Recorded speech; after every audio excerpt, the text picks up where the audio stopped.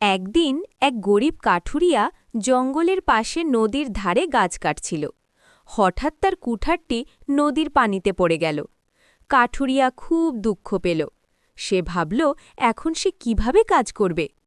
ঠিক তখন নদীর পানি থেকে বের হল এক সুন্দর জলপরী। জলপরী বলল, তুমি কেন কাঁদছ? কাঠুরিয়া বলল, আমার কুঠারটি পানিতে পড়ে গেছে। জলপরী পানির নিচে গিয়ে প্রথমে একটি সোনার কুঠার নিয়ে এলো। কাঠুরিয়া বলল, এটা আমার নয়। তারপর জলপরী একটি রূপার কুঠার নিয়ে এলো। কাঠুরিয়া বলল, এটাও আমার নয়। শেষে জলপরী তার লোহার কুঠারটি নিয়ে এলো। কাঠুরিয়া খুশি হয়ে বলল, হ্যাঁ, এটাই আমার। কাঠুরিয়ার সততা দেখে জলপরী তাকে ৩টি কুঠারই উপহার দিল। এই গল্প থেকে আমরা শিখি, সততার ফল সব সময় ভালো হয়।